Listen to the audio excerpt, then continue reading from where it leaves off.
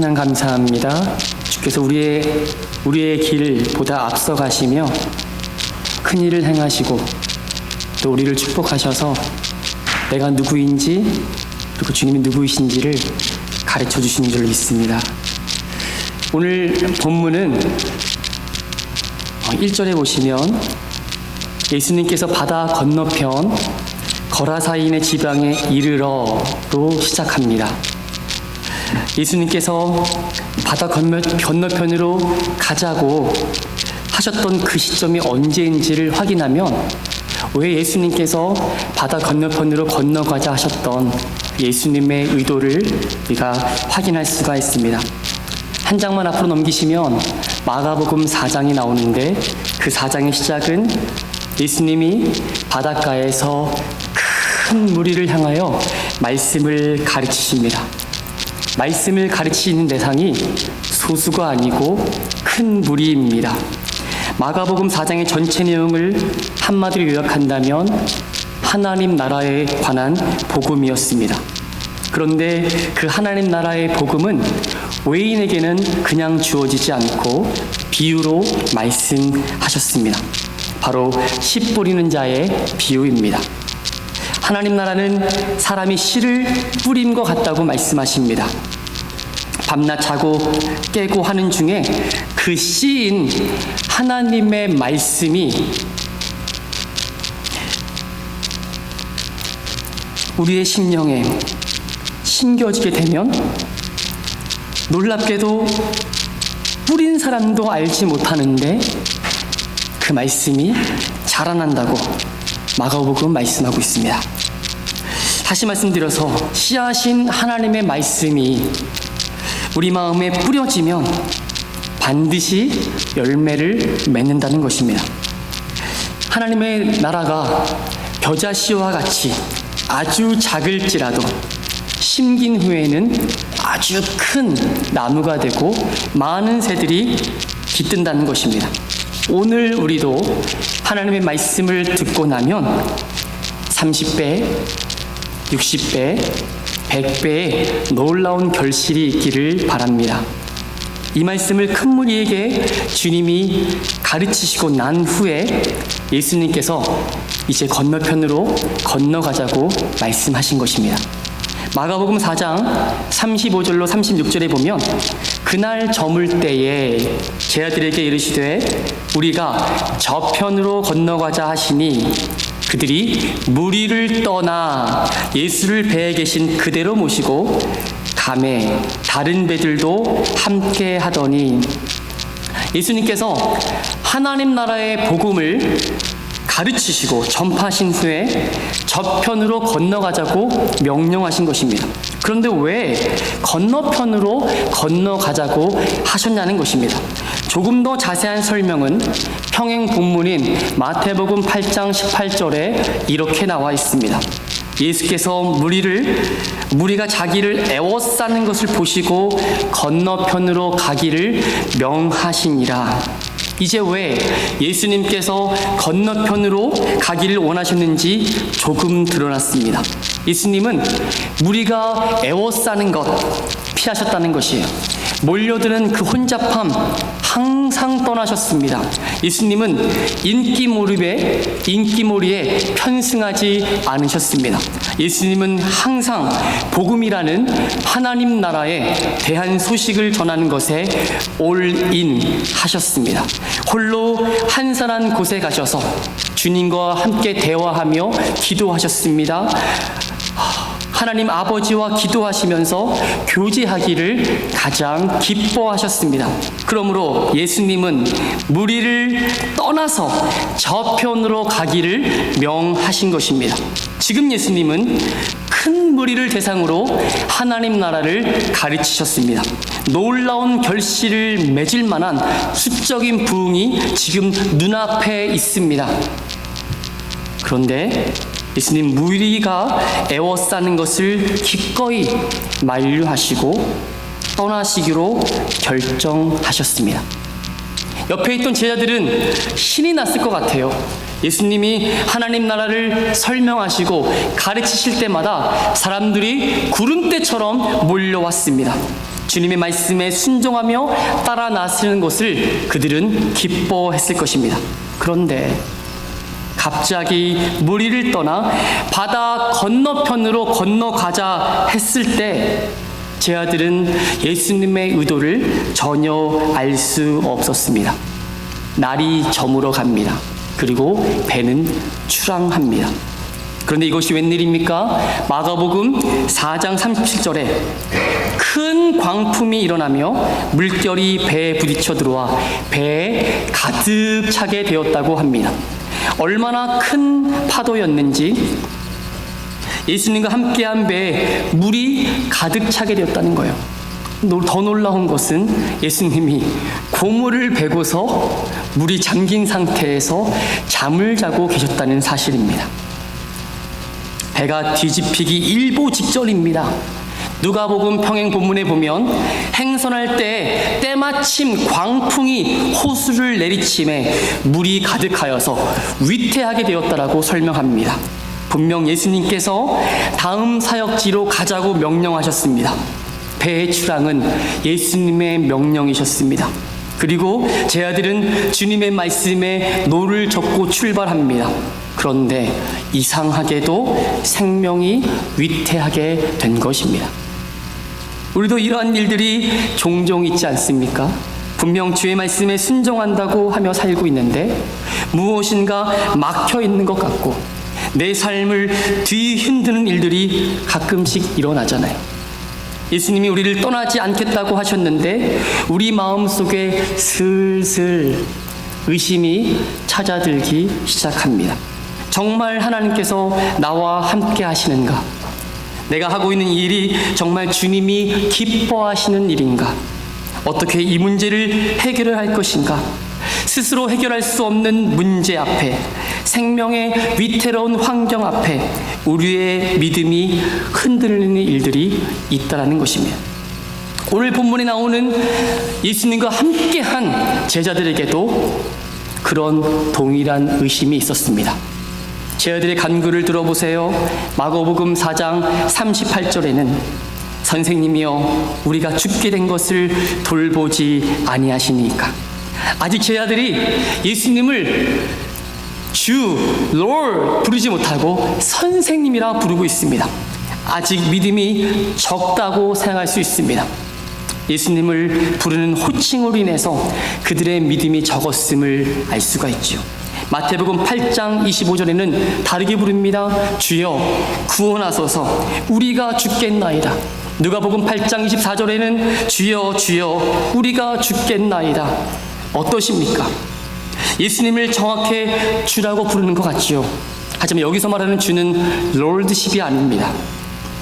예수님이 누군지 정확하게 모르는 상태에서 부르고 있다는 것입니다. 우리도 제자들과 별반 다름이 없는 것 같습니다. 우리도 이러한 상황 속에 똑같이 주님을 부르진 않습니까? 주여 나를 도와주옵소서. 주여 나를 구원해 주옵소서. 주여 주여 주여 주여. 우리 예수님이 우리 인생 가운데 선생으로서의 주님이라면 예수님이 누군지 모르는 상태인 것입니다. 영적인 교제가 없는 상태에서 부르는 것은 진짜 예수님이 누구신지 모르는 것을 대변하는 것입니다. 그래서 우리는 오늘 마가복음이 질문한 것처럼 우리도 동일하게 질문해야 합니다. 나에게 예수님은 누구이신가? 예수님이 깨어 바람을 꾸짖으시며 말씀하십니다. 잠잠하라 고요하라. 그 이후에 바람이 그치고 아주 잔잔해졌습니다. 제자들은 심히 두려워하며 그가 누구이시기에 바람과 바다도 순종하는가 성경은 기록하고 있습니다. 첫 번째, 우리는 신앙생활 중에 계속되는 이 질문을 받게 될 것입니다. 예수, 그가 나에게 누구신가? 생명이 위태한 환경 가운데 또는 자신 있게 쌓아왔던 그 경험의 자리에서 손도 못 댈 만큼 어려움이 찾아올 때야 비로소 예수님이 누구인지에 대한 물음이 우리에게 찾아온다는 것입니다. 어찌하여 이렇게 무서워하느냐? 너희가 어찌 믿음이 없느냐? 주님은 우리에게 동일하게 물어보실 것입니다. 사실 제 아들에게 믿음이 그렇게 없었던 것은 아닙니다만 예수님은 제 아들이 자신을 향하여 갖고 있는 믿음에 대해서 물어보시는 것입니다. 누가복음에 보면 조금 더 구체적으로 주님이 말씀하세요. 너희의 믿음이 어디에 있느냐? 믿음이 작다, 믿음이 없다 꾸짖지 아니하시고 우리에게 너의 믿음이 지금 어디에 두고 살고 있느냐고 물어보십니다. 그러므로 믿음이라고 하는 것은 단순히 예수님을 하나님의 아들, 예수님은 그리스도라는 진리에 대한 옳다고 하는 지적인 동의를 넘어선다는 것입니다. 신앙생활은 처음부터 끝까지 관념적인 개념을 넘어 우리의 삶에 예수님은 누구신가에 대한 물음을 갖고 살아가는 것인 줄로 믿습니다. 여러분은 믿음을 어디에 두고 살고 계십니까? 그 믿음은 단순히 화석 같은 믿음이 아니길 원합니다.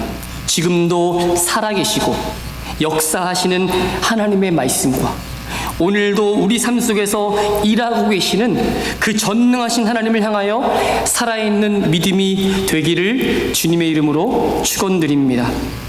히브리서 11장 1절 말씀에 보면 믿음은 바라는 것들의 실상이요 보이지 않는 것들의 증거니 믿음을 설명합니다.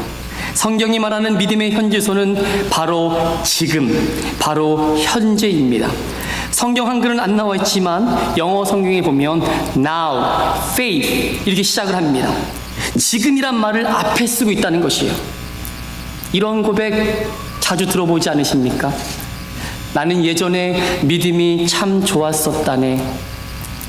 그때 나도 그랬었지. 내가 나가서 불같이 전도하고 선교도 하며 봉사란 봉사는 다 했었는데 그러면서 너스레 뜨시는 분들이 가끔씩 계십니다. 아닙니다. 믿음은 과거의 일로 현재를 가늠하는 종류의 것이 아니라는 것입니다. 믿음은 지금 현재와 관련이 있습니다. 지금 주님과의 영적인 관계를 확인해 보시기 바랍니다.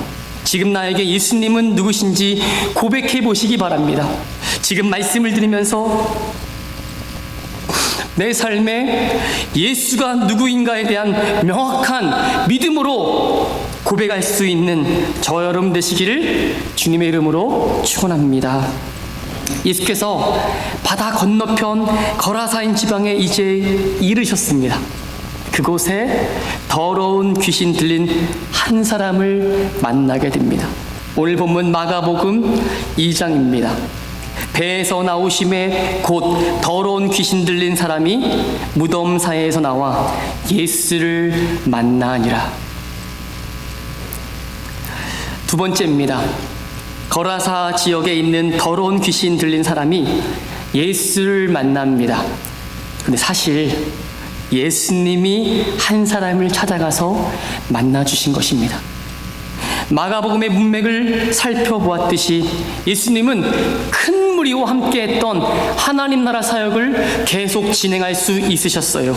그런데 스스로 거절하셨습니다. 그리고 큰 광풍을 지나고 제 아들이 생명의 위태로움을 건짐받고 나서 건너편 거라사 지방에 가자고 명령하신 것을 기억하시기 바랍니다.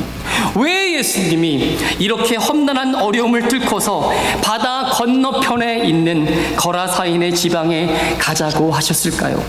바로 더러운 귀신 들린 한 사람을 만나기 위해서 오신 것입니다. 오늘 우리가 여기 우리 발로 찾아왔다고 말할 수 있습니다. 그러나 주님은 여러분 한 사람 한 사람을 만나시기 위해서 이곳에 찾아오신 줄로 믿습니다. 여기 귀신 들린 사람의 상태를 성경은 자세히 설명합니다. 5절입니다. 밤낮 무덤 사이에서나 산에서나 늘 소리 지르며 돌로 자기의 몸을 해치고 있었더라. 여기에서 굉장히 중요한 하나님 아버지의 마음이 숨겨져 있습니다. 예수님은 하나님의 복음이 아니고서는 절대 고칠 수 없는 한 사람을 위해서 찾아오신 것입니다. 세상에서 거절당하고 무덤 사이를 거주하면서 죄와 사망의 쇠사슬에 묶여 있어 신음하는 그 한 사람을 주님은 찾아오신 것입니다. 예수님은 분명 큰 무리에게 하나님 나라의 복음을 전하시고 가르치셨습니다. 그러나 복음이 아니고서는 고칠 수 없는 한 사람을 만나길 원하셨습니다. 오늘도 마찬가지입니다. 기억하십시오. 많이 모여있다고 중요한 것이 아닙니다. 주님은 한 사람 찾아오십니다. 우리는 세상의 방법으로 안 되는 것이 있습니다. 포기하며 그냥 살아가는 경우도 많습니다. 사람들은 자주 말합니다. 원래 그래. 어쩔 수 없어. 불편하지만 그냥 사는 거야. 하나님도 어쩔 수 없다. 스스로 자신의 입으로 전능하신 하나님을 제안하고 삽니다. 아닙니다. 복음이 아니면 회복될 수 없는 것을 위해서 예수님이 이 땅에 오셨습니다. 사람들이 절대 안 된다고 할 때 그 절대 안 되는 부정을 주님은 뚫으시고 주님은 된다고 하십니다. 사람들이 포기하고 절망 가운데 있을 때 주님이 내가 너의 소망이라고 말씀하시는 줄로 믿습니다. 마가복음 9장 23절 말씀에 할 수 있거든이 무슨 말이냐? 믿는 자에게는 능치 못함이 없느니라. 하나님을 믿으십시오. 하나님은 여기 모여있는 우리를 위해서 오시기보다는 간절히 주님 만나고 사모하는 마음 갖고 있는 그 한 사람 위해서 오셨다는 사실입니다. 저와 여러분이 주님 찾으시는 그 한 사람 되기를 주님의 이름으로 축원드립니다. 누가복음 15장에 보면 예수님은 비유로 가르치시는데 양 100마리가 있다는 것입니다. 그 중에 한 마리를 잃어버리면 목자가 91마리를 들여두고 그 잃은 양을 찾아내기 위해서 나선다는 것입니다. 생각해 보십시오. 경제적인 논리로는 말이 안 됩니다. 너무 비효율적이에요.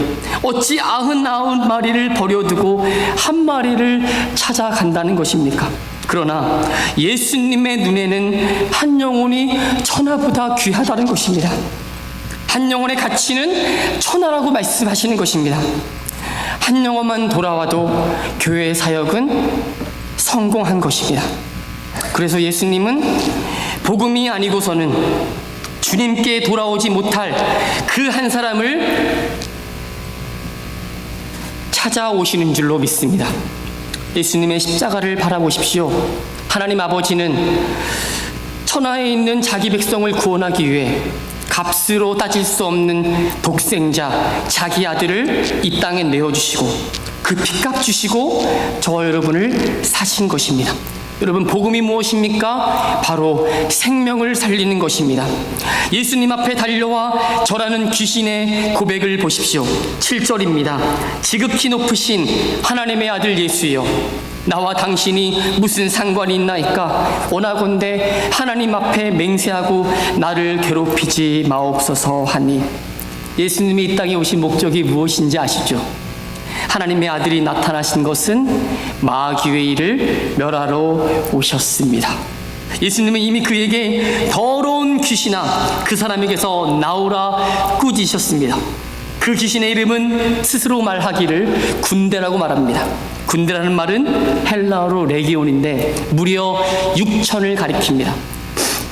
그렇게 많은 귀신들이 한 사람에게 들어가 있었다는 것이에요. 그러니까 이 사람은 초자연적인 힘으로 고랑도 끊고 쇠사슬도 매어 있어도 끊고 깨뜨려 버렸다는 것입니다. 어느 누구도 이 한 사람을 통제할 수가 없었다는 것입니다. 군대라는 귀신들이 예수께 간구하기를 돼지의 큰 떼가 산 곁에서 먹고 있는 것을 보고 들어가기를 간구합니다. 예수님께서 허락하시니 귀신들이 나와 돼지떼가 있는 곳으로 향하게 되는데, 그것은 무려 2천여 마리 되는 돼지떼가 있었다는 것입니다. 그 속에 들어간 귀신이 비탈을 향하여 내려가면서 바다에서 몰사했다고 성경은 가르쳐줍니다. 복음과 상관없는 사람들은요, 잃어버린 영혼이 주님께 돌아온 일에 별 관심이 없습니다. 오직 경제적인 논리로만 자꾸만 생각하려고 합니다. 원래 귀신 들렸던 자가 정신이 온전해진 것을 보고서 나타나는 반응은 무엇이겠습니까? 기쁜 소식을 함께 나눠야지 맞습니다. 건강하고 온전해진 그 영혼에게 찾아가서 축하한다고 말하고 그 영혼을 돌봐야 되는 게 맞습니다. 하나님 아버지께 영광을 돌려야 되는 것이 맞다는 것입니다. 그런데 오늘 본문 16절, 17절을 보십시오. 이에 귀신 들렸던 자가 자기 당한 것과 돼지를 본 자들이 그들에게 알림해 그들이 예수께 그 지방에서 떠나가시기를 간구하더라. 예수님이 한 영혼을 가장 소중히 여기시는 것과는 달리 저들은 예수님 보고 가주세요, 여기를 떠나십시오라고 이야기합니다. 왜 그럴까요? 예수님이 저들과 함께 계시면 경제적인 손실이 더 올 것이라는 것입니다. 그것에 더 염려가 컸던 것입니다. 이 사람들은 한 영혼에 관심이 없습니다. 자기 삶에 조금이라도 손해가 온다면 복음을 헌식착처럼 버릴 수 있는 사람이라는 거예요. 복음을 전하는 교회는 한 영혼이 귀한 것을 입으로만 말하지 않습니다. 사역의 기본이고 모든 곳에 한 영혼을 천하보다 귀하게 여기는 아버지의 마음을 갖고 하게 됩니다. 언제든지 잃어버린 영혼이 주님께 돌아올 수 있는 사역이라면 손과 손을 걷어붙이고 발이 그곳을 향하여서 잃어버린 영혼을 향해서 주님의 마음을 함께하여 관심을 갖게 되는 줄로 믿습니다. 빌립보서 2장 5절 말씀 너무 잘 알잖아요. 너희 안에 이 마음을 품으라 곧 그리스도 예수의 마음이니. 예수님께서 가지셨던 그 한 사람을 향한 간절한 마음이 예수님을 믿고 섬기는 저와 여러분에게도 동일하게 있기를 원합니다. 마지막으로 예수님께서 큰 일을 행하신 그 영혼을 향하여 부탁하시는 말씀이 성경에 나옵니다. 이것은 함께 읽겠습니다. 마가복음 5장 18절과 19절 말씀입니다. 18절과 19절 말씀을 함께 읽어보도록 하겠습니다. 시작. 예수께서 배에 오르실 때 귀신 들렸던 사람이 함께 있기를 간구하였으나 허락하지 아니하시고 그에게 이르시되 집으로 돌아가 주께서 내게 어떻게 큰 일을 행하사 너를 불쌍히 여기신 것을 내 가족에게 알리라 하시니. 아멘. 영혼이 온전하게 회복된 그 사람, 귀신 레기온 6천이 떠나간 사람이 예수님과 함께하기를 청합니다. 근데 주님이 그냥 거절했을까요? 왜 거절했을까? 읽지 않았습니다만 조금 밑에 내려가면 21절에 그 해답이 나옵니다. 예수께서 배를 타시고 다시 맞은편으로 건너가시니 큰 무리가 그에게로 모이거늘 이에 바닷가에 계시더니. 예수님은 그곳에 다시 바다를 건너왔던 건너편으로 향하십니다. 왜 가셨을까요? 복음이 아니면 회복될 수 없는 사람이 그곳에도 있다는 것을 예수님이 아시기에 또 다시 돌아가십니다. 주님은 3년 반 동안 하나님의 나라의 복음을 전파하시고 가르치시고 병든 자를 고치셨습니다. 예수님의 이 귀한 사역을 하나님의 교회가 계승하고 감당해야 될 줄로 믿습니다. 잘 보세요. 예수님은 배를 타시고 다시 맞은편으로 가십니다. 이 말은 거라사 지방의 한 영혼을 위해서 찾아오셨다는 말씀입니다. 마가복음은 예수님이 갈릴리 지역부터 시작해서 하나님 나라의 복음을 회당 중심으로 전하셨습니다. 회당은 유대인의 중심입니다. 유대인이 모여있는 곳에서 말씀을 전하셨다는 거예요. 그런데 바다 건너편 거라사 지역은 이방인들이 사는 곳입니다. 아직 하나님의 말씀을 받은 적이 없는 곳이에요. 그러니까 거라사 지역은 유대인에게는 이방인이 돼지와 같은 취급을 받았던 곳이라는 것입니다. 예수님은 이방 땅에 한 영혼을 위해서 무리를 떠나서 광풍을 뚫고 기꺼이 오신 것입니다. 귀신 들렸던 자가 예수님 인하여서 구원을 받았습니다. 주님은 이렇게 19절에 부탁하시죠. 주께서 내게 어떻게 큰 일을 행하사 너를 불쌍히 여기신 것을 내 가족에게 알리라. 어느 누구도 고치지 못하고 회복시키지 못해서 무덤 사이에 두고 감금되어 살았던 한 영혼을 주님께서 불쌍히 여기셨다고 말씀합니다. 누구도 보지 못한 세상보다 귀한 그 영혼의 가치를 주님은 보신 것입니다. 이제 가족에게 가서 너에게 행하신 큰 일을 알리라고 말씀하시는 거예요. 20절을 보세요.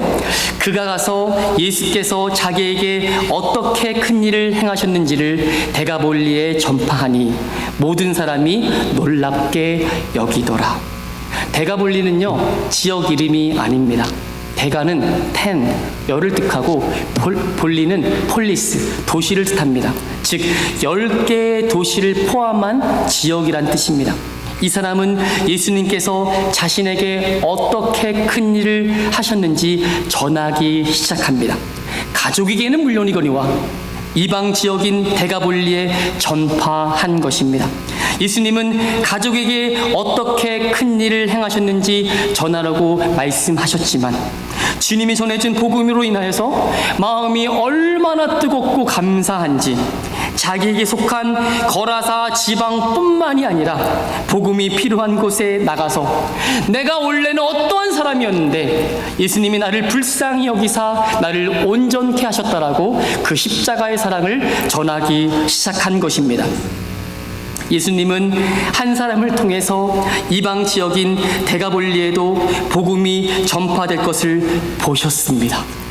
예수님이 바다 건너편에 전도하러 가셨습니다. 그러나 자세히 보십시오. 전도만 하신 것이 아니라 그곳에 전도자를 세우신 것입니다. 한 명을 통하여 데가볼리라고 하는 아주 큰 지역에 하나님 나라의 복음이 전파된 것입니다. 혹시 여러분 가정에 예수를 믿고 있는 사람이 여러분 혼자이십니까? 예수님이 어떻게 내가 이렇게 큰 일을 행하셨는지 전해 보셨습니까? 여러분이 믿는 복음에는 능력이 있습니다. 하나님께서는 저와 여러분을 통해서 아직도 복음이 들어가지 못한 그곳에 나를 보내셔서 큰 일을 행하실 줄로 믿습니다. 이곳 거라사 지방에 귀신 들린 사람이 만난 예수님은 우리가 만난 예수님이 맞습니까? 이 사람이 만난 복음이 우리가 만난 복음과 다른 것입니까? 각자가 예수님을 만난 시간과 깊이가 다 다를 수 있습니다만 나 같은 죄인 살리신 하나님의 은혜에는 다 똑같다고 생각합니다. 그러나 저는 믿습니다. 나 같은 사람을 위해서 예수님께서 십자가에서 그 피를 다 쏟으셨습니다. 나 같은 사람을 위해서 채찍에 맞으시고 나는 나음을 입었습니다. 예수께서 징계를 받으심으로 내가 나음을 입었습니다. 평화를 누렸습니다. 저는 믿습니다. 예수를 믿는다는 것, 복음을 들었다는 것, 하나님께서 우리를 진심으로 사랑하시기 때문에 그 복음이 전해졌다면 우리는 이제 반응해야 한다는 것입니다. 아직 그 복음에 반응하지 못하신 분이 여기 계시다면 예수님께서 그 한 사람을 위해서 찾아오신 줄로 믿습니다. 오늘 설교의 제목과 같이 결국 예수님께서 큰 일을 행하실 것입니다.